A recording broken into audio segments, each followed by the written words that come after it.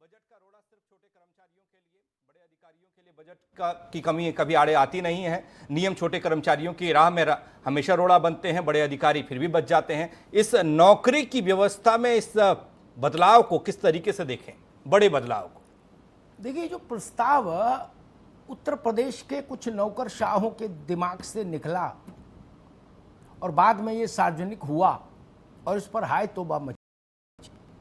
इस प्रस्ताव का मैंने हर कोण से अध्ययन किया जी, और हम बहस इसलिए लेके आए कि इसमें 3-4 बुनियादी सवाल खड़े होते हैं जिनका उत्तर आना चाहिए लोकतंत्र में, लोकशाही में। पहला, अभी अनुदान प्राप्त माध्यमिक विद्यालयों के एडहॉक पर तदर्थ आधार पर भर्ती अध्यापकों के एक मसले में देश की सबसे बड़ी अदालत सुप्रीम कोर्ट ने एक निर्णय दिया।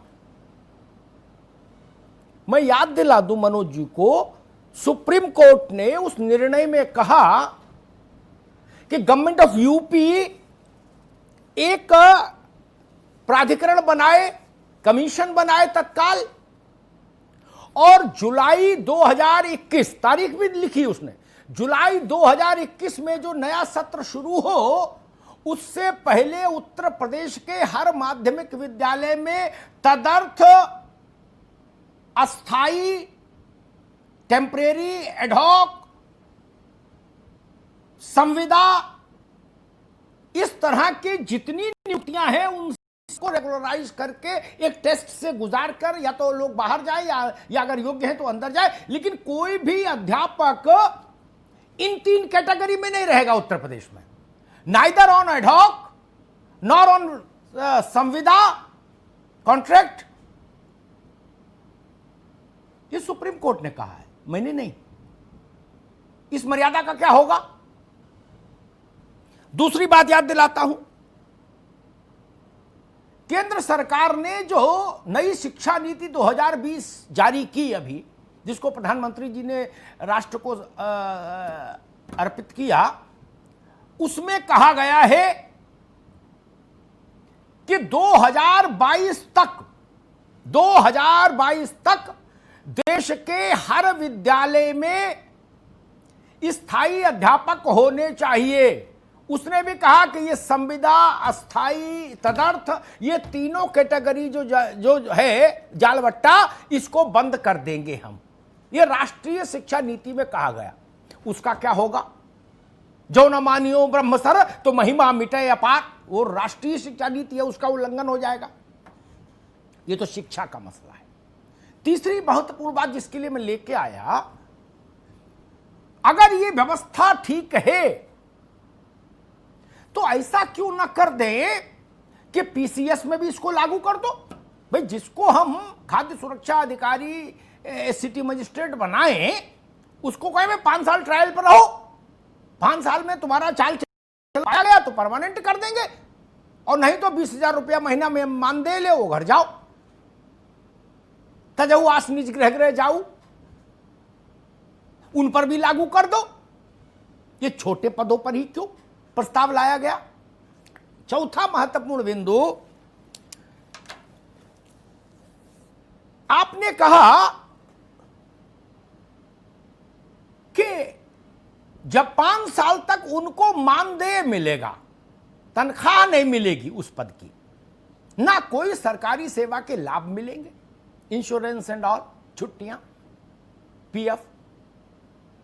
अगर मान लो उसमें अशोक पांडे, आशुतोष या अमित यादव या अभिषेक 5 साल में सफल हो गए, तो इससे सिद्ध हुआ कि ये योग्य थे, तो 5 साल इनने 10,000 में नौकरी क्यों की जब इनको मिलना चाहिए था 55,000? क्या उसकी प्रतिपूर्ति होगी? ऐसा भी नहीं कहा गया। तो 5 साल बेगार क्यों करेंगे?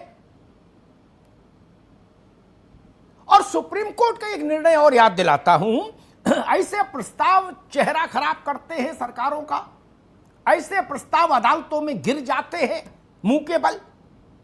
सुप्रीम कोर्ट ने अभी माध्यमिक वाले फैसले में ही कहा था मनोज जी सुन लो, मेरे पास जजमेंट है।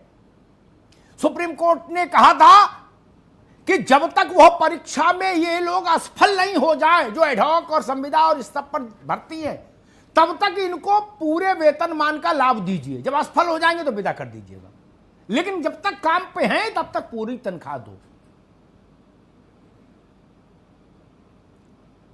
हम अपने यहां मजदूर लाते हैं, मकान बनवाते समय कहते हैं भाई एक दिन तुम्हारा काम देखेंगे, वो ना भी पसंद आए तो उस दिन की तो पूरी दिहाड़ी देते हैं ना।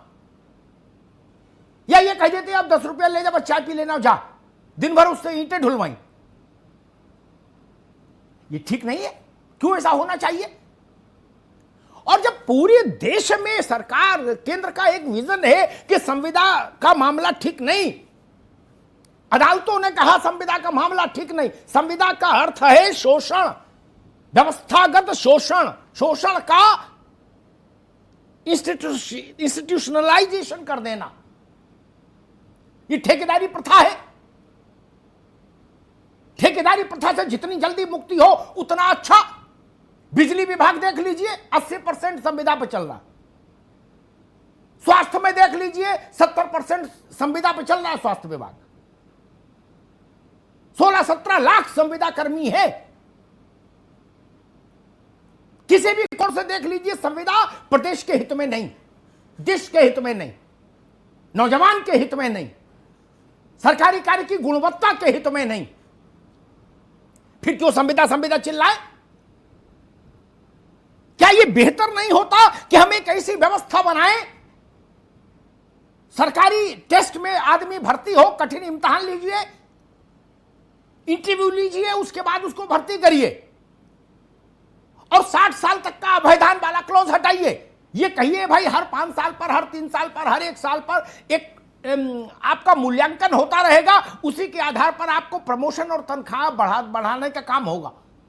और जो आदमी बिल्कुल ही लद्दड़ निकले उसको निकालने का भी प्राविधान कर दो सरकारी नौकरी में ही। क्या दिक्कत है? संविदा का खेल खराब है और राजनेताओं को संविदा क्यों भाती है मुझे उसका। मनोज मिश्रा की सरकार है तो 100-200 लड़के लगवा दिए बिजली विभाग में, बोले चढ़ जा बेटा पोल पे संविदा में। उदयवीर सिंह की सरकार आई, इनने 100-200 लगवा दिए। सरकारी में तो नहीं लगवा सकते 100-200, 2 भी नहीं लगवा पाएंगे, इसलिए संविदा अच्छी लगती है। एक संविदा का हाल कल्याण सिंह जी के समय जो व्यवस्था शुरू हुई थी शिक्षा मित्रों की, आज उत्तर प्रदेश में क्या स्थिति है? 1,72,000 परिवार, जिसमें कुछ लोग 20-20, 30-30 साल तक संविदा पर ही चल रहे हैं। कितने लोगों ने आत्महत्या कर ली। वो कष्ट नहीं दिख रहा। हम और व्यवस्था को उधर ले जाना चाहते। मैंने कहा इस विषय पर बहस होनी चाहिए, चर्चा होना चाहिए, क्योंकि अभी यह प्रस्ताव चर्चा के स्तर पर है, जैसा आर.के. तिवारी ने कहा, मुख्य सचिव ने। तो चर्चा में हमने कहा हम भी भागीदारी कर ले। ये लोकतंत्र है, यहां सब वर्गों की आवाज आनी चाहिए।